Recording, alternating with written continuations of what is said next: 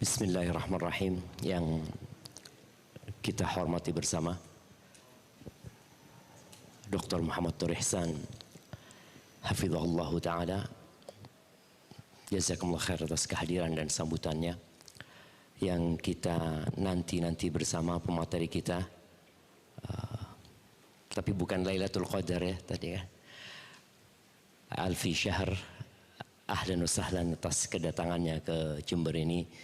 Ana rasa mereka nungguin antum bukan nungguin ana sebenarnya, maka ana nggak akan lama-lama di sini membersamai.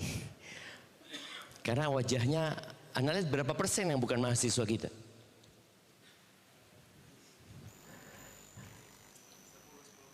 Hanya 10%.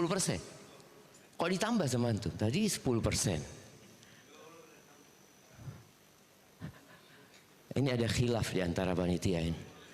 Hah? 19% mungkin. Iya, 19% ya. Iya, saya ucapkan buat semuanya assalamualaikum warahmatullahi wabarakatuh. Alhamdulillah alladzi bi ni'matihi tatimmu shalihat. Segala puji bagi Allah Jalla Jalaluh yang karena nikmatnya kebaikan menjadi sempurna. Kita bersyukur kepada Allah walaupun seminar ini tidak sesuai dengan ekspektasi rijal dakwah. Sahih? Coba kasihkan mic kepada panitia, mau tanya sama mereka.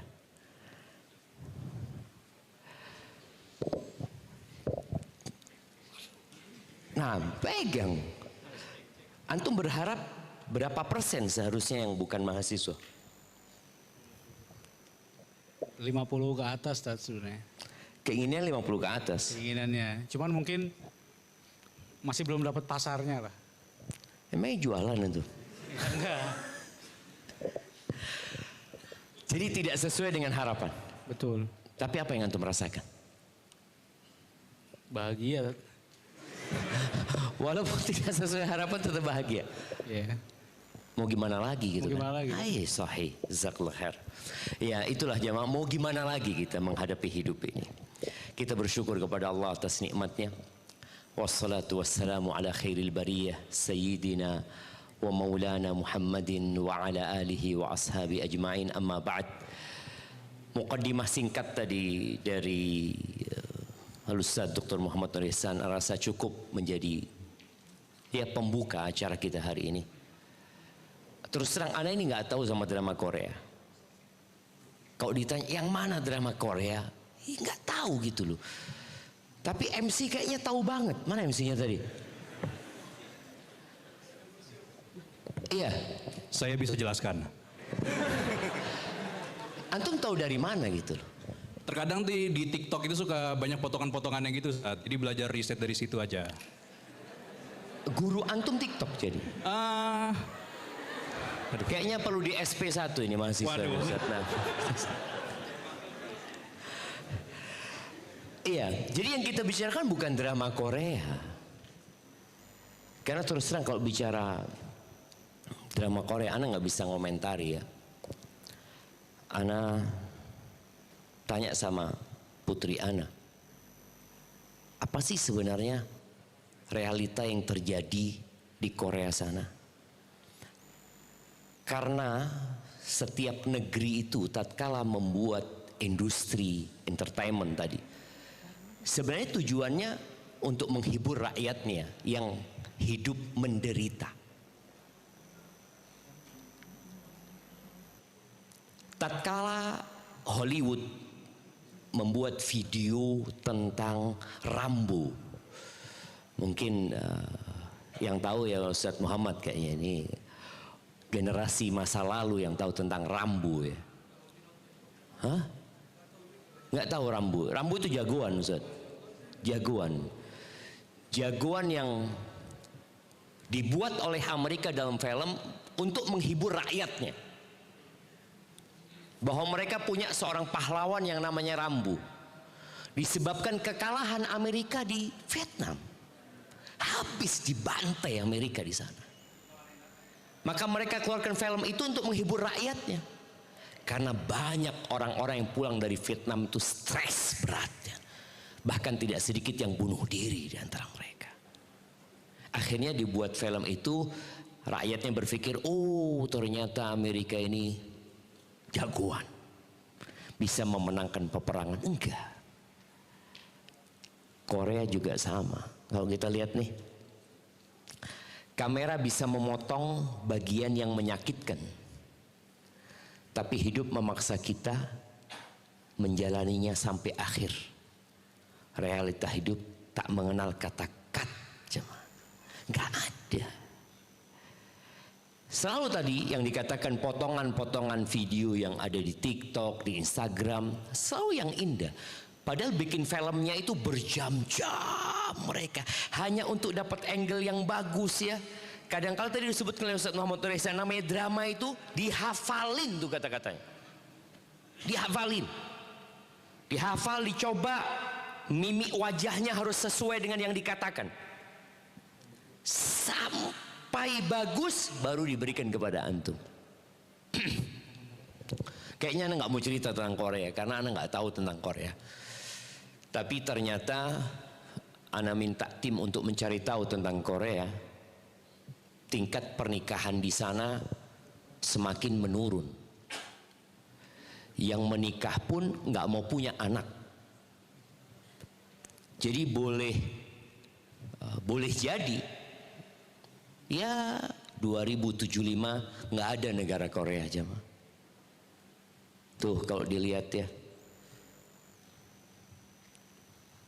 Tapi ditutup aja ini jemaah. Ana mau ngobrol sama anak-anak yang berharap hidupnya indah.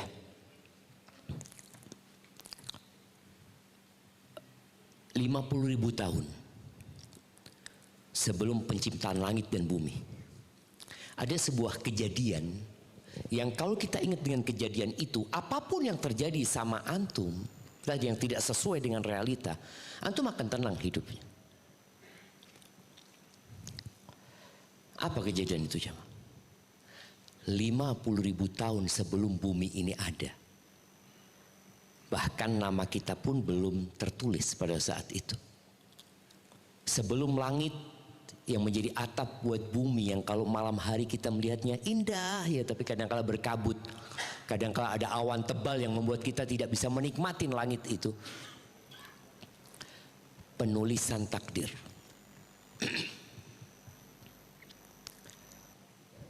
Takdir Ana udah ditulis. Hari ini Ana duduk di sini. Takdir Ana ditulis, Ana bertemu dengan Dr. Muhammad Nur Ihsan, dengan Alvin Syahrin. Yang mungkin Alvin ini nggak pernah dalam mimpinya datang ke Jember.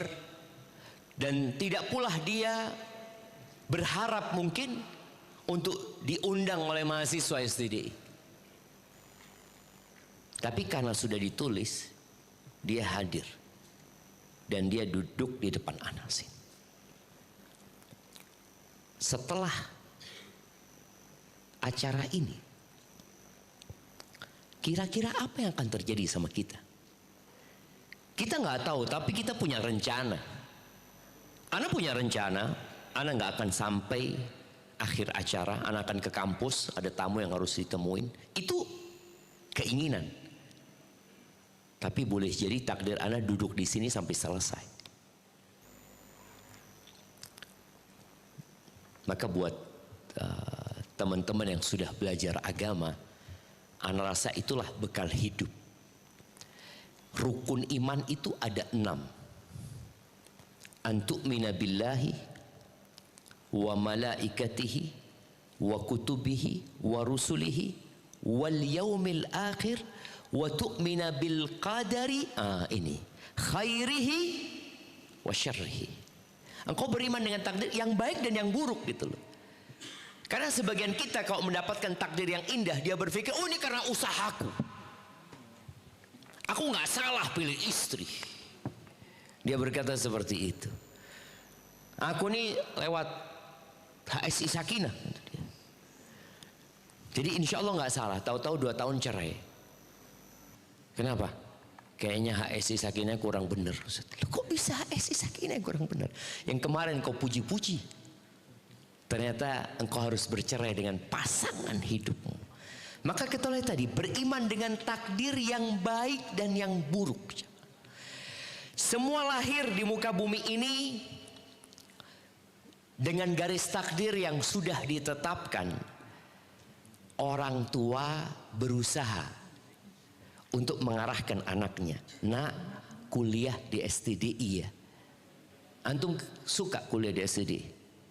Sebagian enggak. Hanya ngikutin keinginan orang tua.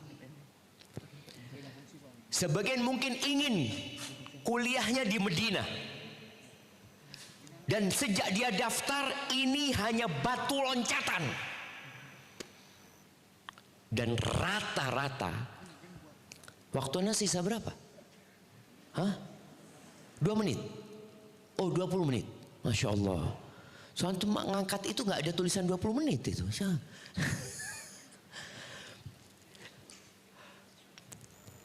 Rata-rata mahasiswa itu gak ingin kuliah di STDI. Karena belum diterima di Madinah, maka daftar di STDI.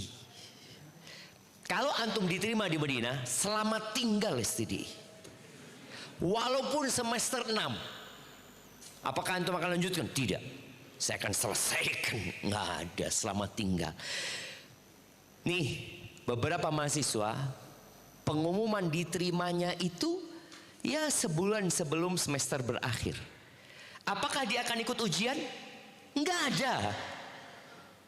Anda memang nggak ingin sama STDI gitu. Tapi antum nggak tahu apakah antum diterima di Madinah atau tidak. Makanya sebagian mahasiswa itu sampai lulus nggak keterima di Madinah. Apa yang antum lakukan? Nah, ya takdir sudah satu. Itulah takdir jemaah. Dulu orang Arab mengatakan tajri riyah bima la tashtahi sufun.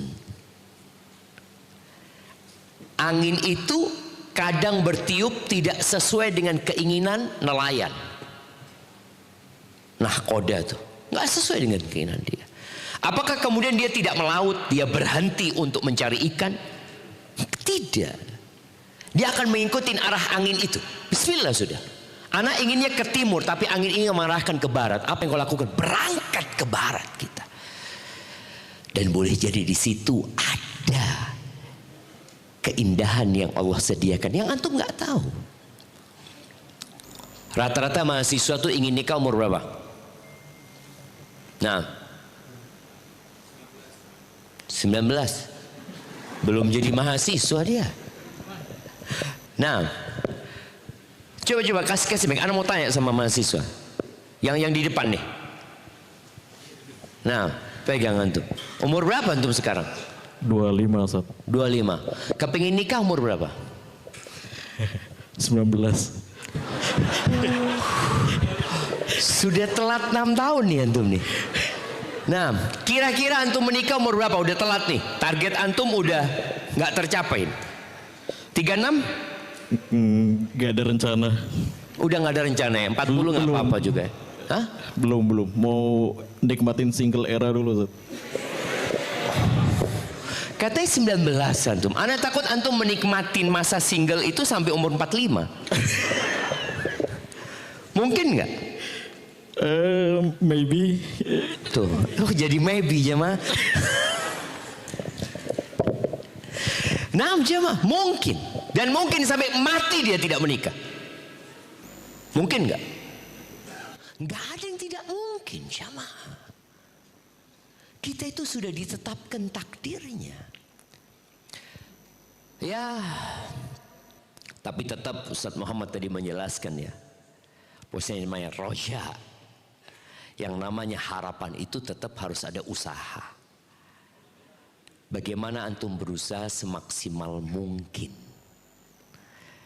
Ketika usaha sudah maksimal dan antum gantungkan kepada Allah, apapun yang terjadi, yakin fa inna ma'al usri yusra.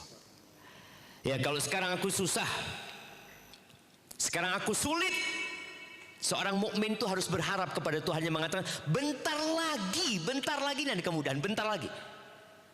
Dan itu harus ada di diri kita. Fa inna ma'al usri yusra. Inna ma'al usri yusra. Sayaj'alullahu ba'da usrin yusra. Allah akan jadikan. Hanya saja sebagian kita tatkala di masa sulit dia lupa sama Tuhannya. Dia putus asa. Dia berpandangan yang tidak-tidak. Padahal semua orang mengalami kehidupan yang sama. Maka tadi beriman dengan takdir menjadi modal utama. Yang kedua, jangan pernah membandingkan hidupmu dengan orang lain. Jangan. Jangan bandingkan rambutmu dengan rambut kawanmu. Kita kadang-kadang melihat rambut kawan kita, ya Allah, indah banget rambut dia, rambutku enggak. Maka antum akan hidup menderita. Walaupun yang antum dapatkan, yang antum ingin sudah antum dapatkan. Karena antum punya prinsip, anak akan menjadi orang lain. Aku ingin menjadi seperti fulan, fulan, fulan. Makanya jangan tonton drama Korea. Jangan. Kalau lewat ketika engkau buka media sosial, jangan diberhentikan. Lewatin saja. Tapi kalau lewat kajian Ustadz Muhammad Nur Ihsan, berhenti.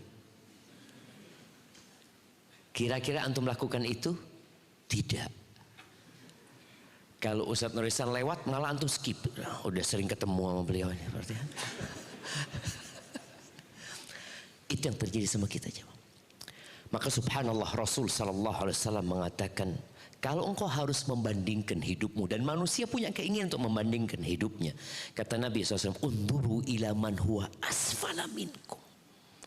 Lihatlah kepada yang di bawahmu. Mesti ada orang yang lebih susah dari engkau.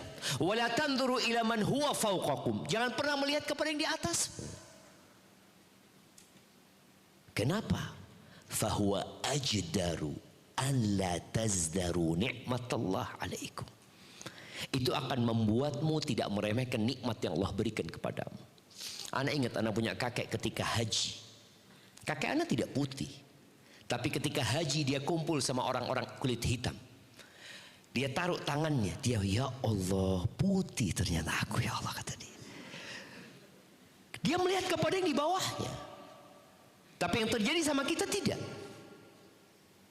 Iklan-iklan di televisi, iklan-iklan apa buat harim-harim ini, skincare, selalu ditampakkan yang bening-bening dan dibandingkan di sana kulit sebelum pakai dan setelah pakai. Padahal itu hanya permainan. Ya tadi drama aja dia seperti itu. Dan boleh jadi yang sedang mengiklankan skincare itu nggak pernah pakai skincare itu. Banyak penipuan dalam kehidupan ini. Maka tadi kalau engkau harus membandingkan, bandingkan dengan yang di bawahmu dalam urusan dunia ini. Yang ketiga,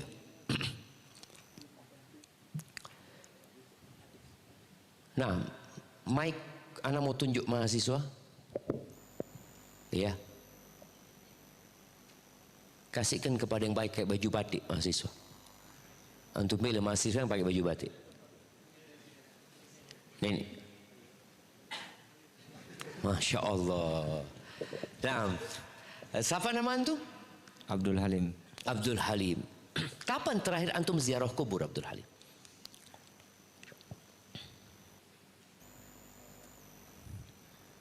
Setahun yang lalu. Subhanallah. Kenapa? Soalnya nggak ada yang perlu diziarahi. Bid'ah apa ziarah kubur itu? Kenapa Abdul Halim? jarang pulang ke kampung. Oh, jadi antum ziarah kubur kalau di kampung aja? Di sini banyak kuburan, nggak kelihatan antum? Hah? Nggak kenal sama yang mati di sini gitu kan? Iya. Siap, jazakallah khair. Barakallahu fikum. Ziarah kubur jam. Nabi alaihi salatu wasallam mengatakan, kuntu nahaitukum an ziyaratil kubur ala fazuruha. Ziarahi kubur sekarang. Fa innaha tudzakkirul akhirah. Ziarah kubur itu mengingatkan kepada akhirat. Kehidupan sekarang membuat kuburan itu tidak terlihat. Manusia ketika berpikir dunia materialistis, dia akan jauhkan kuburan dari kota. Di Jember ini ada pasar-pasar yang dulunya kuburan. Anak ingat di Gebang situ itu ada kuburan setiap di perempatan jemaah, di depan terminal, di depan pasar. Setiap orang lewat sana melihat kuburan. Bisa dibayangkan ya, pasar, kuburan, terminal. Orang akan ingat dengan akhirat jemaah. Lihat, aku akan ke sana seperti itu. Kulitku yang indah ini akan dimakan oleh belatung. Bola mataku akan keluar nanti. Bibirku juga seperti itu. Orang-orang akan melupakan aku. Kenapa aku sibuk mencari pengakuan dari manusia? Orang-orang yang bikin konten, apa tujuannya? Karena kalian ingin menunjukkan eksistensi dia. Engkau akan dilupakan. Engkau akan hilang dari muka bumi ini. Maka kita diperintahkan ziarah kubur. Engkau akan tenang. Allah Azza wa Jalla mengatakan sebagai penutup ya. Inna ja'alna ma'alal ardi zinatan laha linabluwahum ayyuhum ahsanu amala. Kata Allah, kami menjadikan semua yang ada di muka bumi ini zinatan laha, perhiasan indah, enak dilihat. Apa tujuan semua itu? Linabluwahum ayyuhum ahsanu amala, untuk menguji siapa di antara mereka yang paling baik amalannya. Wa inna laja'iluna ma 'alaiha sa'idan juruza. Kata Allah, kami akan jadikan semuanya itu menjadi tanah kering tandus. Ya, semoga ketika antum membuat rencanakan yang indah. Jangan pernah rencana antum itu setengah-setengah. Mahasiswa gimana lulus cum laude. Kalau ternyata nilainya nggak sampai situ, alhamdulillah. Antum bersyukur kepada Allah dan tambah semangatnya, berdoa semoga Allah mudahkan semuanya. Itu mungkin dapat Anda sampaikan karena Anda berharap saudara kita Alvin Syahrin lebih banyak bersama antum di sini. Apalagi dia umurnya nggak terlalu jauh dari antum. Nah, Alvin nikah umur berapa? Oh, sebentar lagi insya Allah. Jangan lupa undangannya ya. Anak yang khutbah nikah. Siap ya? Betul zaman. Insya Allah kita semua diundang di pernikahannya Alvin loh. Bismillah. Mungkin ngundang kita. Mungkin ya, insya Allah semua yang hadir di sini undangannya dari Ana dulu. Baik, jazakallah khair. Semoga Alvin bisa lebih membersamai antum untuk bercerita tentang kehidupan ini. Apalagi banyak tulisan-tulisan beliau yang menginspirasi mahasiswa, dan nasihat Ana, jangan lagi tonton drama Korea. Terus apa yang ditonton Ustaz? Kajian Ustaz Muhammad lah. Barakallahu fikum. Naam, tafadhal. Kami ucapkan terima kasih jazakumullah khairan kepada Ustaz Syafiq atas pemaparan materinya. Dan kita lanjut ke acara selanjutnya, yaitu adalah sesi tanya jawab. Kami persilahkan mungkin dari Ikhwan dulu yang ingin bertanya, silakan angkat tangan. Yang sebelah sini Mas. Silakan perkenalkan diri, dari mana, umur berapa, sudah menikah apa belum, ekspektasinya seperti apa, nggak ada yang bercanda.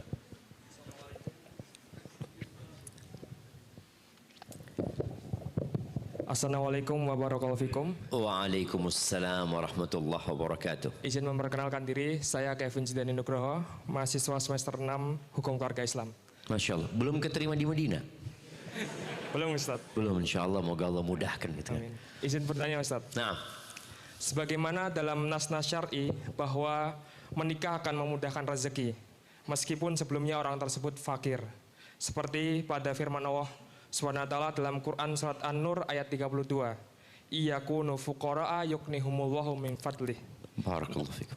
Namun Menurut laporan statistik Indonesia yang saya lansir dari Databox, ada sebanyak 516.344 perceraian terjadi di Indonesia pada tahun 2022. Dan di antara banyak penyebabnya, penyebab ekonomi menduduki nomor 2 penyebab perceraian terbanyak, yakni sebanyak 110.932 kasus atau setara 24,75%. Lantas mengapa? Apabila menikah memudahkan rezeki, namun banyak perceraian yang disebabkan oleh ekonomi. Bagaimana memahami dan mengamalkan firman Allah pada Quran Surat An-Nur ayat 32 tersebut? Jazakumullahu khairan. Kayaknya Anda harus berdiri jawab ini jemaah. Taib. Kalau bicara firman Allah, maka kita yakin kebenarannya. Jaminan dari Allah berkaitan dengan kemudahan rizki yang diberikan itu bersyarat. Kadangkala kita itu lupa dengan syarat dan ketentuan. Betapa sering orang mendapatkan bonus, dia datang tuh mengklaim, saya dapat bonus. Siap Bapak, duduk, kata dia. Setelah dia duduk, Bapak dapat bonus insya Allah 20 juta. Iya, syaratnya, baca syaratnya Bapak, iya. Belum menikah, oh iya ya. Dia tidak membaca bahwasanya syaratnya belum menikah, tapi dia mengklaim aku berhak mendapatkan hal itu. Apabila benar orang itu ingin dicukupin sama Allah Azza wa Jalla, dia perlu niat. Kadangkala orang menikah, tadi yang disebutkan banyaknya perceraian, mereka menikah tanpa niat yang benar. Apa niat yang benar? Nabi SAW ketika menyebutkan ada tiga manusia yang Allah akan kasih jaminan, Allah akan bantu mereka. Salah satunya adalah an-nakih lil afaf, menikah untuk menjaga kehormatan dirinya. Jadi dia datang melamar. Banyak orang yang menikah setelah berzina, dia menikah. Setelah pacaran bertahun-tahun dia menikah. Kemudian dia berpikir kalau dia menikah dengan fulana, dia akan hidup penuh dengan kebahagiaan. Ternyata enggak. Suamiku penghasilannya sedikit, istriku juga tidak membantu, ribut, bercerai. Tapi ketika seorang menikah untuk menjaga kehormatan dirinya, berarti dia tahu dia menikah dalam rangka mendekatkan diri kepada Allah Azza wa Jalla. Jadi itu masalahnya. Kemudian kalau bicara masalah ekonomi, jemaah, seperti apa sih harapan orang-orang ketika menikah? Nah, coba kasihkan mic ke Kevin lagi. Balikin lagi ke dia tuh mic-nya.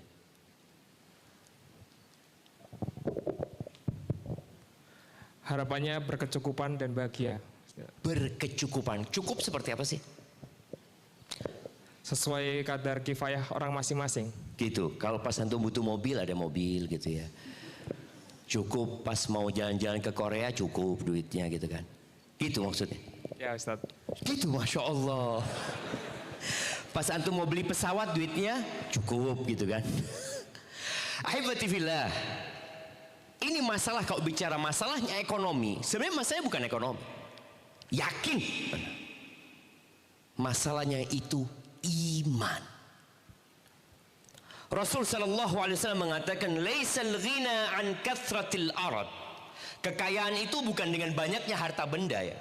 Walakinnal ghina ghinan nafs. Kekayaan yang sebenarnya kekayaan jiwa. Jadi ketika orang ini jiwanya kaya, dia menikah, dia tidak salah memilih pasangan. Dia memilih pasangan yang bisa membantunya dalam urusan akhir. Itu dari awal. Kemudian tatkala ekonomi sulit, istrinya akan mengatakan, "Bang, Allah itu maha kaya. Dan sebelum kita lahir rezeki kita sudah ditetapkan." Gitu. Nabi SAW, masalah ekonomi itu terjadi di rumah tangga Nabi SAW. Betapa sering beliau datang ke rumah istrinya mengatakan, "Ada yang bisa dimakan?" Kata istrinya, "Illal ma." Nggak ada. Cuma ada air. Apa kata Nabi SAW? "Idzan ana shaim. Kalau gitu hari ini aku puasa. Apakah istrinya menuntut? Enggak.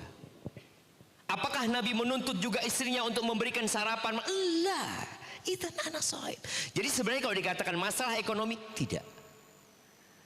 Tapi karena yang memang ditanyakan kepada orang itu ketika gugat cerai ini, masalahnya ya ini tidak mencukupi biaya hidupnya. Karena kalau masalahnya nggak ada qanaah di dalam dirinya. Nabi alaihissalatu wassalam mengatakan qad aflaha man aslama. Telah beruntung orang yang Islam. Wa ruziqa kafafan, dan dikasih kecukupan, rizkinya nggak lebih ya. Cukup rizkinya itu untuk hidup dia. Wa qanna'ahu Allah bima ata, dan Allah bikin dia qanaah dengan apa yang Allah berikan. Tapi kebanyakan kalau kita lihat ya, yang cerai-cerai ngelihat temennya sudah punya mobil, temennya udah punya rumah, ini suaminya tetap kayak gini. Akhirnya mereka bercerai. Berapa banyak saudara-saudara kita yang kerja di Korea Selatan, kerja sebagai tenaga kerja asing yang ada di sana, yang mungkin kerjaannya sebenarnya tidak terlalu mengenakan demi masalah ekonomi, demi penampilan kadangkala. Wallahu a'lam bishawab, kayaknya seperti itu. Nah, Baik, kami ucapkan jazakumullah khairan kepada Ustadz atas jawabannya. Semoga bisa menambah pemahaman baru bagi Mas Kevin atau para peserta yang lainnya. Baik, kita lanjut ke pertanyaan selanjutnya. Kita pindah ke Ahwat dulu, yang mungkin bagi Ahwat yang ingin bertanya silahkan angkat tangan, lalu nanti akan dipilih oleh panitia. Silakan yang ingin bertanya pada sesi pertama kita pada pagi hari ini bersama guru kita Ustadz Dr. Syafiq Riza Hasan Basalamah hafizahullah ta'ala.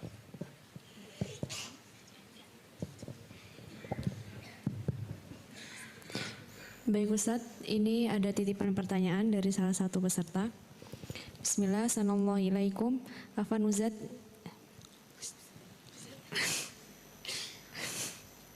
Ustadz izin bertanya, bagaimana cara praktis untuk tetap sabar dan bersyukur ketika melihat orang lain sepertinya lebih sukses menurut standar dunia?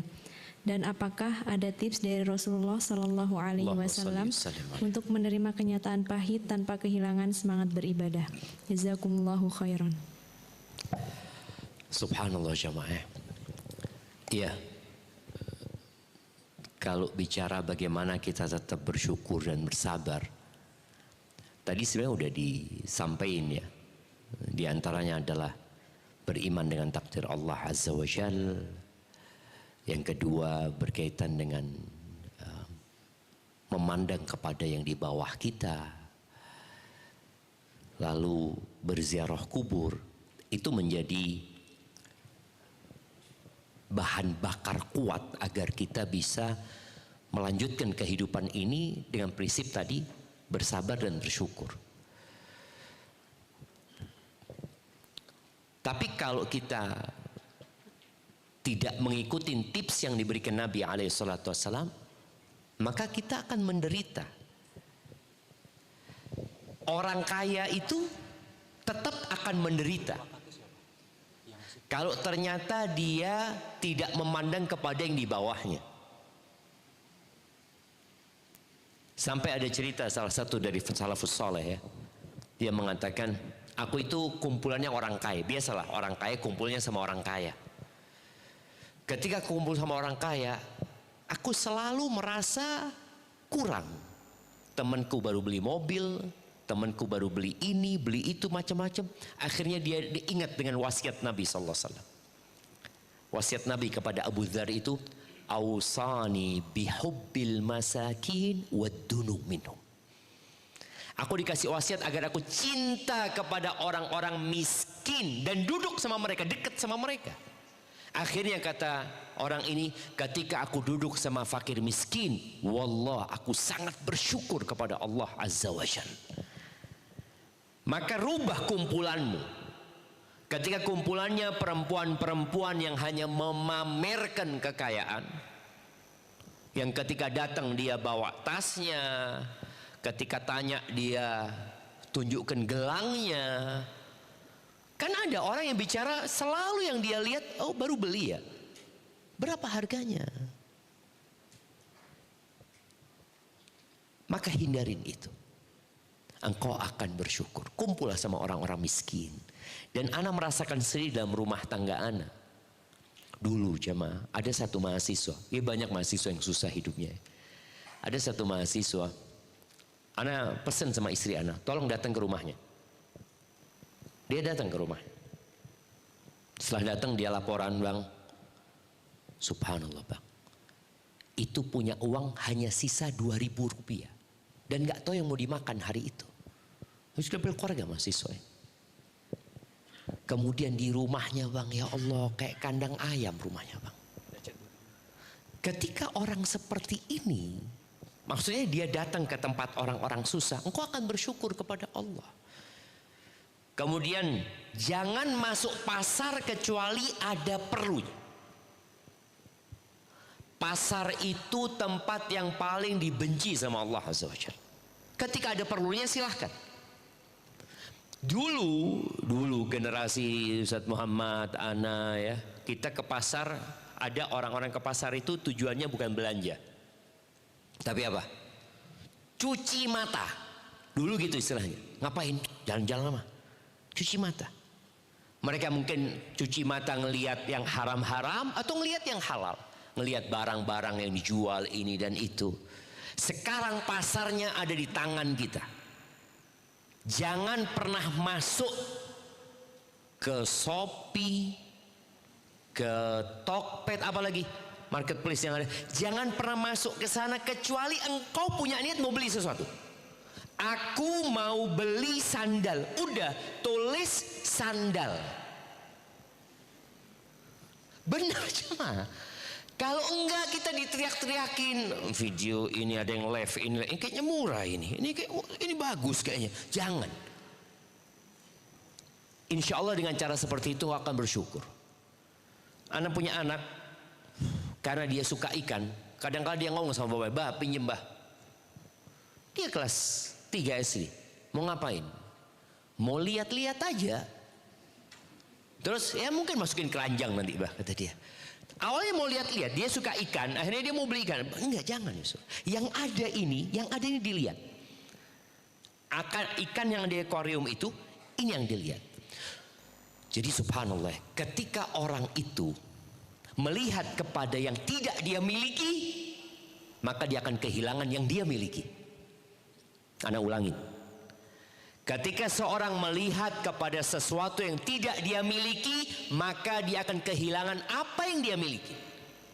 Dia sudah punya motor, tapi tatkala dia melihat kepada motor orang lain, hilang motor dia ini, nggak ada. Pakaian sama, handphone pun sama, hilang, nggak ada harganya handphone ini. Maka tolong yang ada jadikan sebagai bahan kebahagiaanmu, tanpa memandang kepada yang lainnya. Jadi seperti itu. Pertanyaan kedua apa?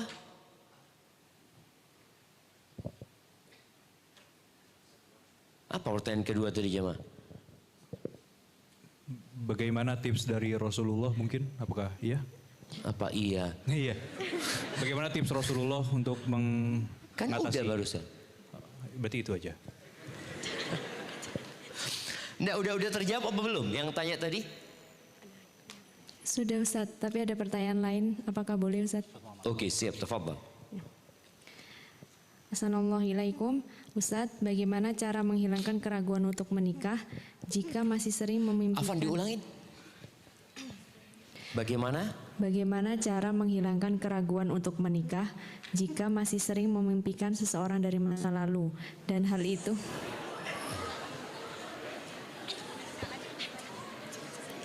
Dan hal itu membuat saya takut untuk melangkah. Dan bagaimana sebaiknya menyikapi hal seperti ini? Jadi dia punya kenangan indah. Gitu. Betul. Coba dia menyembunyikan, dia masih punya rasa sama. Mohon diulangin. Nah, tafadhali.